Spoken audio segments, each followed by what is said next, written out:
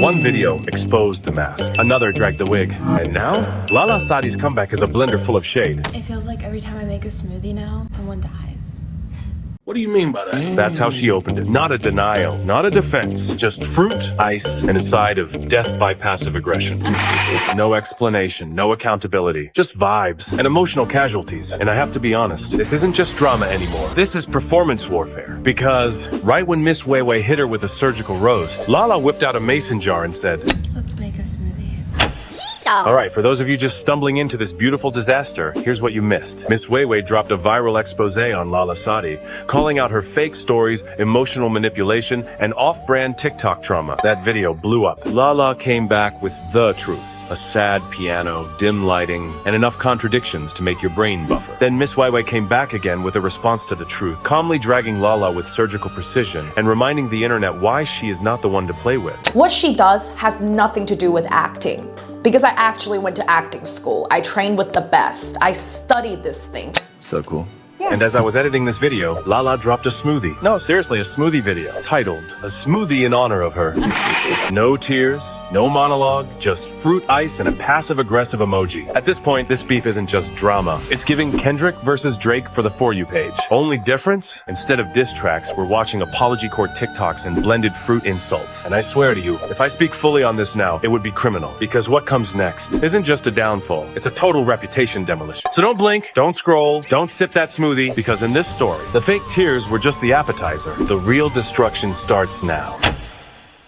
So after Lala dropped the truth, complete with teary eyes, soft lighting, and the emotional range of someone realizing their DoorDash order is missing, MissWeiWei came back with the most savage response possible. Not a rant, not a rage-fueled call-out, no. She responded with calm, surgical precision. The kind of quiet confidence that says, I don't need to scream, your content collapses under its own contradictions. This wasn't a reaction video. This was a post-mortem. A digital autopsy of every manipulated frame, every half-truth, every performative sigh in Lala's so-called truth video. MissWeiWei didn't just respond. She countered every major point. Lala said her content is just exaggerated. MissWeiWei hit back with, She literally started the video with everything, like most of my stuff is exaggerated, it's scripted, it's sarcasm, and then she literally said, a minute later, it doesn't mean my content is fake.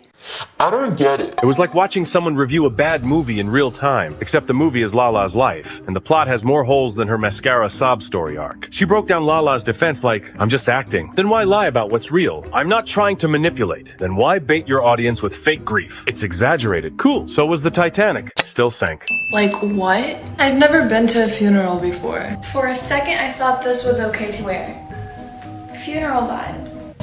And the best part? MissWeiWei didn't just stop at Lala. She called out the entire culture of performative content. The obsession with being relatable while scripting your life like it's an off-Broadway flop. The rise of creators who manufacture trauma for retention. Red Bull gives you wings. I'm not okay. This video is a disaster. Not hers, mine. Because the second I decided to cover this drama, I thought I was signing up for some classic TikTok mess. A little fake crying, some passive-aggressive smoothie wars, maybe a stray ring light punch. But now, I'm watching Lala stare into the void, whisper about loss, and ask for prayers like I accidentally clicked on a digital funeral. And I'm not sure anymore. I don't know what's real. What's performance? Or whether I should even be commenting at all. I took a break from posting so much on social media in the past 2 days. I take a chem lab in class. My lab partner hasn't been coming to class for the past 2 labs, and I thought she was missing them because she's sick, or the teacher pulled me after class and said I'll be getting a new lab partner because this one's gone. God isn't like switch classes, no. And I couldn't do anything to stop her. I took all my notes for her. She said it's not necessary. And I knew what that meant. She was always smiling, and that's how I'm gonna remember her. I'm saying this to you because you never know what someone's going through. You're important, and you deserve to be here and live. Because here's the thing, when a creator weaponizes silence, sadness, and prayer hashtags, they don't just control the narrative, they dare you to challenge it. And the second you do, you're the villain. You're the cold one. You're the one who doesn't get it. So yeah, I hate that I clicked into this. I hate that I cared. I hate that I'm sitting here editing this video while second guessing every punchline. And if you're still watching this, maybe you feel it too. That weird moment where the drama stops being fun and starts feeling like something else. Something heavy. So now I'm just sitting in it, quiet, uncomfortable, and wondering if this was ever about the truth at all.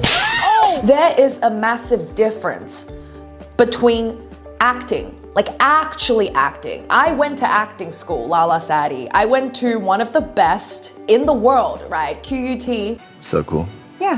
There's a difference between actually acting and completely lying and faking your stories and staging things. And if you are acting and you actually cared for your fans and cared for your own reputation, you would want your stuff to come out with authenticity. You would want to make it very clear from the beginning. KO, right there. Because that's the thing. Lala didn't just fake content, she built a parasocial empire on it. And when the curtain started slipping, she didn't come clean, she monologued. She turned vulnerability into a plot twist and called it her truth. And MissWeiWei? This video so far has given me nothing. I studied acting. She lit it all on fire, while staying chill, composed, and brutally clear. This wasn't a comeback, this was a funeral. And MissWeiWei didn't just bring flowers, she brought the shovel, the coffin, and the eulogy. To speak the truth and pull up on their own BS, right? What she does has nothing to do with acting. Because I actually went— Oh my God, bro.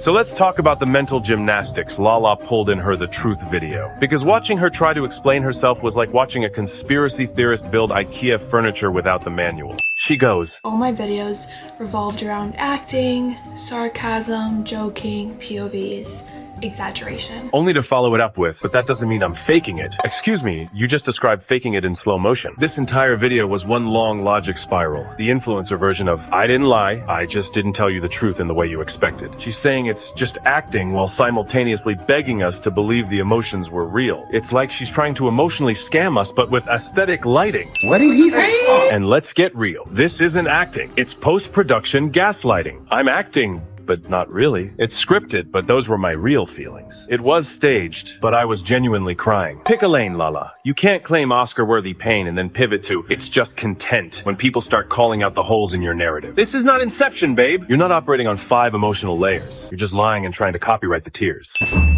It's the Logan Paul colorblind arc all over again. Remember when he pretended to see color for the first time, cried on camera, and racked up 30 million views? Lala saw that blueprint and said, wait, all I have to do is fake cry in good lighting and call it storytelling? Say less. But here's the difference. Logan Paul's fake arc turned him into the most hated YouTuber on the planet. Lala's heading down the same path, but with less prime and more pity. Oh my God.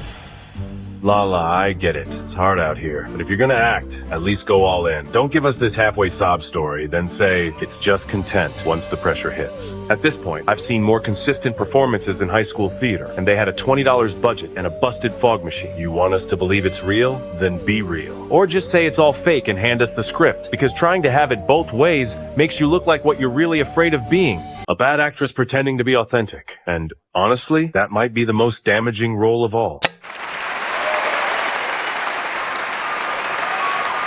Look, I had 2 more full breakdowns locked and loaded. One about the fans who got played, the other about what happens when the lies stop sticking. But honestly, I'll spare you the details, my baby, because here's the truth. Lala's not going anywhere. Sure, her long-form content took a little hit. The emotional monologues don't hit like they used to. But those shorts? Still pulling numbers. Still stacking views. Still serving ring light realness with a side of soft piano.